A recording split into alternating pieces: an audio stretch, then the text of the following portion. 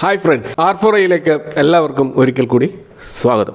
ഇന്നത്തെ FII DII ആക്ടിവിറ്റിയുടെ ഒരു data നമ്മൾ പരിശോധിച്ചാൽ 3000 കോടിയുടെ നെറ്റ് ബൈങ് നടത്തിയത് DIIസും 4786 കോടിയുടെ നെറ്റ് ബൈങ് നടത്തിക്കൊണ്ട് FIIസും കാണാൻ കഴിയും. ദിവസങ്ങൾക്ക് ശേഷം അല്ലെങ്കിൽ മാസങ്ങൾക്ക് ശേഷം നമുക്ക് ഇങ്ങനെയൊരു ഡാറ്റ കാണാൻ കഴിയുന്നത്. നമുക്കറിയാം, ഒരു കൺസോളിഡേറ്റിംഗ് ബെയറിഷ് മാർക്കറ്റിൽ പല നല്ല ന്യൂസുകളും ആരാലും ശ്രദ്ധിക്കപ്പെടാതെ പോകും.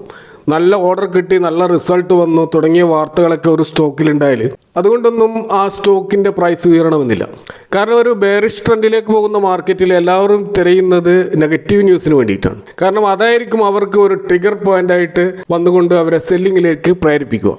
ഇനി അതിനിടയിൽ ഏതെങ്കിലും ഒരു പോസിറ്റീവ് ന്യൂസ് വന്ന് സ്റ്റോക്ക് പ്രൈസ് ഉയർന്നാൽ തന്നെ നെക്സ്റ്റ് ഡേ അവിടെ ഒരു പ്രോഫിറ്റ് ബുക്കിംഗ് നടക്കുന്നതും നമുക്ക് കാണാൻ കഴിയും. എന്നാൽ ഒരു ബുൾ മാർക്കറ്റിൽ കാര്യങ്ങൾ നേരെ വിപരീതമാണ്. അവിടെ നിസ്സാരമായ ചെറിയ പോസിറ്റീവ് ന്യൂസ് മതി ഒരു സ്റ്റോക്കിൽ വലിയ റാലികൾ നടക്കാൻ. അതേപോലെ ഒരു ബുൾ മാർക്കറ്റിൽ ഗുരുതരമായ ഒരു നെഗറ്റീവ് ന്യൂസ് വന്നാലും ഒരു സ്റ്റോക്കിൽ താൽക്കാലികമായി ചിലപ്പോൾ ഒരു ഡിപ്പ് ഉണ്ടാവും, പക്ഷേ ഉടൻ തന്നെ നെക്സ്റ്റ് ഡേ ആ സ്റ്റോക്ക് റിക്കവർ ചെയ്യുന്നത് നമുക്ക് കാണാൻ കഴിയും. അപ്പോൾ നമ്മുടെ ഇന്ത്യൻ സ്റ്റോക്ക് മാർക്കറ്റിൽ ഇപ്പോൾ ബിയറിഷ് മോഡിലേക്ക് പോകാനുള്ള പ്രധാനപ്പെട്ട കാരണം നമുക്കറിയാം, അത് FIIസിൻ്റെ കണ്ടിന്യൂസ് ആയിട്ടുള്ള ഒരു സെല്ലിംഗ് ആണ്.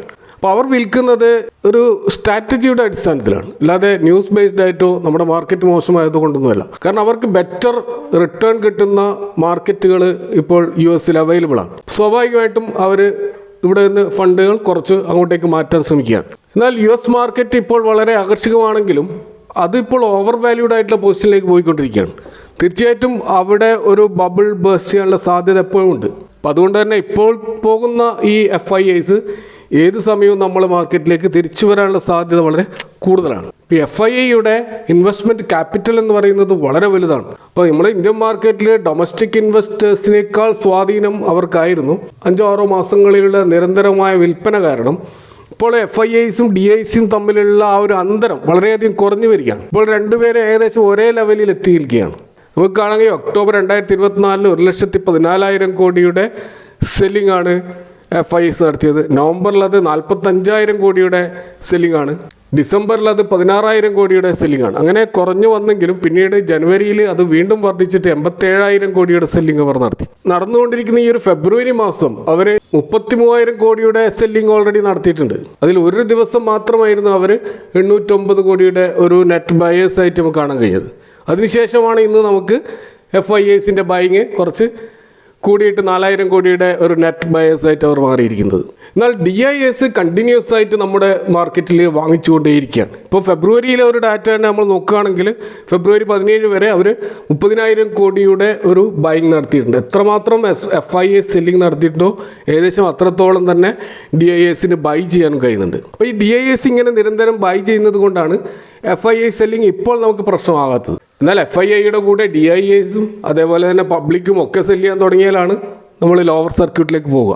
അപ്പോൾ ഇവിടെ അങ്ങനെയുള്ളൊരു സംഭവം ഇപ്പോൾ നടക്കുന്നില്ല. അപ്പോൾ ഡൊമസ്റ്റിക് ഇൻവെസ്റ്റേഴ്സിൻ്റെ ഈ ഒരു ബൈങ് പവറുള്ള കാരണം നമുക്കറിയാം, അത് SIP ഇൻവെസ്റ്റ്മെൻറ്റിലൂടെ പ്രത്യേകിച്ച് മ്യൂച്വൽ ഫണ്ട് സ്കീമുകളിലൂടെ വരുന്ന വലിയ തോതിലുള്ള ഫണ്ട് ഒഴുക്കാണ്. അപ്പോൾ ഇത്തരം വലിയ തോതിലുള്ള ഒരു ക്യാഷ് അവർക്ക് മന്ത്ലി ഇങ്ങനെ വന്നുകൊണ്ടേയിരിക്കുകയാണ്. സ്വാഭാവികമായിട്ടും അത് അവർക്ക് എവിടെയെങ്കിലും വിനിയോഗിച്ചേ പറ്റും. തീർച്ചയായിട്ടും അവർ സ്റ്റോക്കുകൾ വാങ്ങിയേ പറ്റും. ആ ഒരു നിസ്സഹായാവസ്ഥയിലാണ് അവർ സ്റ്റോക്കുകൾ വാങ്ങുന്നത് എന്ന് കരുതി വലിയ ഹൈ പ്രൈസിലൊന്നും ആയിരിക്കില്ല. FIIs ഒരു ഡിസ്കൗണ്ട് പ്രൈസിലൊക്കെ വിൽക്കുമ്പോൾ ആയിരിക്കും ഇവർ വാങ്ങുന്നുണ്ടാവുക.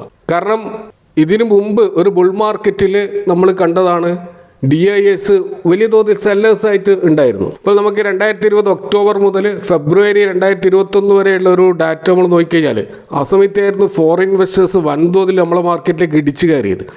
ആ സമയത്ത് ഏറ്റവും അധികം സെല്ലിംഗ് നടത്തിയത് ഡൊമസ്റ്റിക് ഇൻവെസ്റ്റേഴ്സാണ്. നമുക്കാണെങ്കിൽ 2020 ഒക്ടോബറിൽ 17,000 കോടി സെല്ലിംഗ് DIIs നടത്തിയിരുന്നു. 2020 നവംബറിൽ 48,000 കോടിയുടെ വമ്പിച്ച സെല്ലിംഗ് അവർ നടത്തിയിരുന്നു. 2020 ഡിസംബറിൽ 37,000 കോടിയുടെ സെല്ലിംഗ് നടത്തി. ജനുവരിയിൽ 11,000 കോടിയുടെ, ഫെബ്രുവരിയിൽ 16,000 കോടിയുടെ, അങ്ങനെ തുടർച്ചയായി 5 മാസങ്ങളോളം നിരന്തരം DIIs ആയിരുന്നു മെയിൻ സെല്ലേഴ്സ് ആയിട്ടുണ്ടായിരുന്നത്. അപ്പോൾ ഇപ്പോൾ എങ്ങനെയാണോ നമ്മൾ FIIs കാണുന്നത്, അന്ന് DIIs ആയിരുന്നു നല്ല തോതിൽ സെല്ലിംഗ് നടത്തിയത്. പക്ഷേ FIIs വാങ്ങിച്ചു കൂട്ടുകയായിരുന്നു. അപ്പോൾ 2020 മാർച്ചിൽ ആ ഒരു കൊറോണ കാലഘട്ടത്തിൽ 65,000 കോടിയുടെ ഒരു സെല്ലിംഗ് ആണ് മാർച്ച് മാസം മാത്രം FIIs നടത്തിയത്. അന്ന് DISന്റെ ബൈങ് 55,000 കോടിയായിരുന്നു. അപ്പോൾ ആ സമയത്ത് അവർ വാങ്ങിക്കൂട്ടിയ 55,000 കോടിയുടെ ഷെയറുകളായിരിക്കാം അവർ ഈ 2020 ഒക്ടോബർ ഫെബ്രുവരിയിലെ കാലഘട്ടത്തിൽ വിറ്റഴിച്ചത്. അപ്പോൾ അതുകൊണ്ട് തന്നെ ഇപ്പോൾ FIIs വിൽക്കുമ്പോൾ DIS വാങ്ങുന്നത് ഇത്തരമൊരു സ്പെക്കുലേഷൻ്റെ ഭാഗമായിട്ടാണ്. ഇനി എപ്പോഴാണോ FIIs മാർക്കറ്റിലേക്ക് വരുന്നത് അന്ന് DIS വൻതോതിൽ വിൽക്കാനുള്ള സാധ്യത നമുക്ക് കാണാൻ കഴിയും. അപ്പോൾ ആ ഒരു പ്രോഫിറ്റ് ബുക്കിംഗ് ആണ് ഇവിടെ യഥാർത്ഥത്തിൽ രണ്ടുപേരും നടത്തിക്കൊണ്ടിരിക്കുന്നത്. എന്നാൽ നിലവിൽ ഇപ്പോൾ FIIs നിരന്തരമായി വിൽക്കുമ്പോൾ DISന്റെ ബൈങ് പവർ കുറഞ്ഞാൽ തീർച്ചയായിട്ടും മാർക്കറ്റ് ലിക്വിഡിറ്റി കുറയും. ഇപ്പം തന്നെ നമുക്ക് മ്യൂച്വൽ ഫണ്ട് ഡാറ്റകൾ നോക്കുമ്പോൾ നേരിയൊരു ഡിപ്പ് ഡിസംബറും ജനുവരിയും തമ്മിലുണ്ട്. നിലവിൽ സിപ്പ് നിർത്തുന്നവരുടെ എണ്ണം വർദ്ധിക്കുന്നതായിട്ടാണ് നമ്മൾ കാണാൻ കഴിയുക. പക്ഷെ അത് ഇപ്പോൾ ഒരു അപകടകരമായ അവസ്ഥയിൽ വന്നിട്ടില്ല. എന്നാൽ കൂടുതൽ സിപ്പ് സ്റ്റോപ്പ് ചെയ്യുമ്പോൾ ശക്തമായ ഒരു റെഡിങ് പ്രഷർ മ്യൂച്വൽ ഫണ്ട് AMCകളിൽ വരും. അത് അവരിൽ വലിയ പ്രതിസന്ധി സൃഷ്ടിക്കും. സ്വാഭാവികമായിട്ട് ആ സമയത്ത് അവർ റെഡീം ചെയ്യണമെങ്കിൽ അവർ മാർക്കറ്റിൽ സെല്ലിംഗ് നടത്തേണ്ടി വരും. അപ്പോഴായിരിക്കും മാർക്കറ്റ് വലിയ തോതിൽ ക്രാഷ് ആവുക. അപ്പോൾ അത്തരമൊരു ക്രാഷ് ഒഴിവാക്കണമെങ്കിൽ ഇവിടെ മ്യൂച്വൽ ഫണ്ടിൽ നല്ല തോതിലുള്ള ഇൻഫ്ലോ വരേണ്ടതുണ്ട്. സെബി അത്തരം ഒരു ശ്രമത്തിൻ്റെ ഭാഗമായിട്ട് ചില പ്രപ്പോസലുകൾ 2025 മുന്നോട്ട് വെച്ചിരുന്നു. അപ്പോൾ ജനുവരി മാസം വന്ന അത്തരം പ്രപ്പോസൽ പ്രകാരം ഫണ്ട് ഹൗസുകളോട് സെബി അഭ്യർത്ഥിച്ചത് 250 രൂപയുടെ സ്മോൾ ടിക്കറ്റ് സിപ്പ് തുടങ്ങാനാണ് അഭ്യർത്ഥിച്ചത്. നമുക്കറിയാം നിലവിൽ ഭൂരിഭാഗം AMCകളും അവരുടെ ഏറ്റവും മിനിമം സിപ്പ് നടത്തേണ്ടത് 500 രൂപ മുതലാണ്. കൂടാതെ ഇതിൽ വരുന്ന ട്രാൻസാക്ഷൻ ചാർജസ് മറ്റ് ചാർജുകളൊക്കെ കാരണം ഈ ചെറിയ തോതിലുള്ള സിപ്പ് വലിയ എക്സ്പെൻസ് അട്രാക്ട് ചെയ്യുന്നുണ്ട്. അപ്പോൾ അതൊക്കെ ഒഴിവാക്കിക്കൊണ്ടുള്ള സാഷറ്റൈസ്ഡ് മ്യൂച്വൽ ഫണ്ട് പ്രൊഡക്റ്റ് എന്ന് വിളിക്കപ്പെടുന്ന ഇത്തരത്തിലുള്ള ചെറിയ എമൗണ്ടിൻ്റെ സിപ്പ് തുടങ്ങാൻ സെബി ഫണ്ട് ഹൗസുകളോട് അഭ്യർത്ഥിച്ചിരുന്നു. അപ്പോൾ നമുക്കറിയാം നിലവിൽ സിപ്പ് ഇൻവെസ്റ്റ്മെൻറ്റ് പൊതുവേ നടത്തുന്നത് മിഡിൽ ക്ലാസ്സും ഒരു പരിധിവരെ ലോവർ മിഡിൽ ക്ലാസ് വിഭാഗത്തിലുള്ളവരുമാണ്. എന്നാൽ സമൂഹത്തിൻ്റെ ഏറ്റവും താഴേക്കിടയിലുള്ള ശരാശരി സാധാരണക്കാർ ഈ ഇൻവെസ്റ്റ്മെൻറ്റ് രീതിയോട് വലിയ തോതിൽ ആഭിമുഖ്യമില്ലാത്തവരാണ്. അപ്പോൾ അവർ ഈ ഒരു വിഭാഗത്തിലേക്ക് ആകർഷിക്കണമെങ്കിൽ ചെറിയ എമൗണ്ടിലുള്ള സിപ്പ് മാർക്കറ്റിൽ ആവശ്യമാണ്. രണ്ടാമത് അവിടെ വലിയ തോതിൽ എക്സ്പെൻസോ എക്സിറ്റ് ലോഡുകളോ ഒന്നും ഉണ്ടാകാൻ പാടില്ല. അത്തരത്തിൽ അവരെ ആകർഷിക്കാൻ കഴിയുന്ന രീതിയിൽ വളരെയധികം സിംപ്ലിഫൈ ചെയ്തുകൊണ്ടും ആകർഷമാക്കിയിട്ടും ഈ മ്യൂച്വൽ ഫണ്ട് അവതരിപ്പിക്കേണ്ടതുണ്ട്. അതിൻ്റെ ഭാഗമായിട്ടാണ് സെബി അത്ര നീക്കം നടത്തിയത്.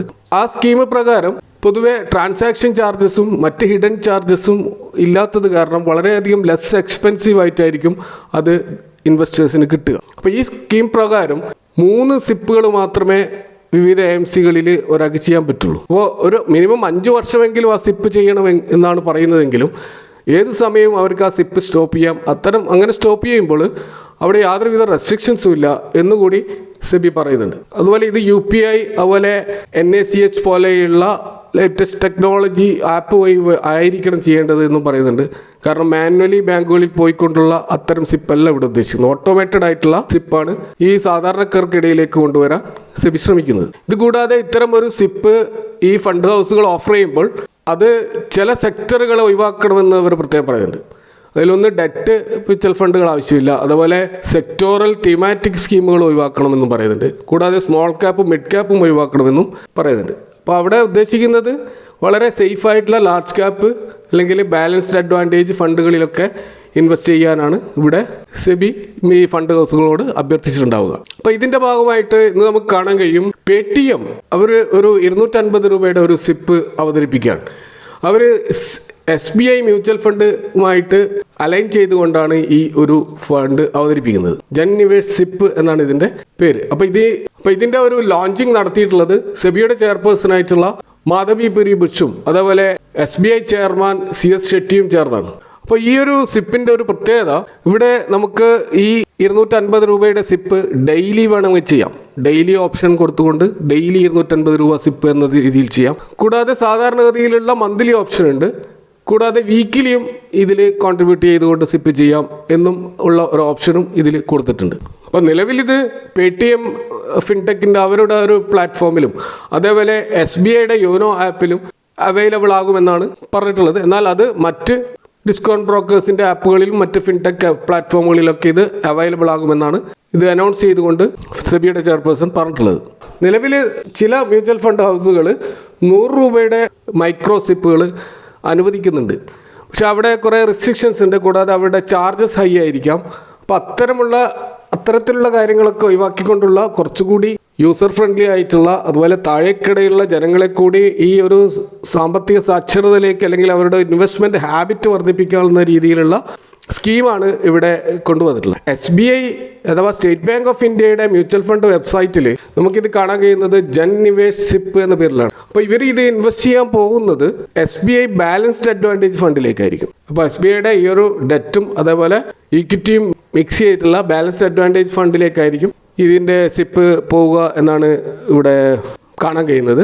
അപ്പോൾ തീർച്ചയായിട്ടും ഇൻവെസ്റ്റേഴ്സിൻ്റെ പണം മാർക്കറ്റിൻ്റെ ഒരു വളറ്റിലിറ്റി കാരണം നഷ്ടപ്പെടാത്ത രീതിയിലുള്ള ഒരു ബാലൻസ്ഡ് അഡ്വാൻറ്റേജ് ഫണ്ടിലേക്കാണ് ഇതിൻ്റെ ഫണ്ട് അലോക്കേഷൻ എന്നുള്ളതും വളരെയധികം റിസ്ക് കുറക്കുന്നുണ്ട് എന്നുള്ളത് നമ്മൾ നോട്ട് ചെയ്യേണ്ട ഒരു കാര്യമാണ്.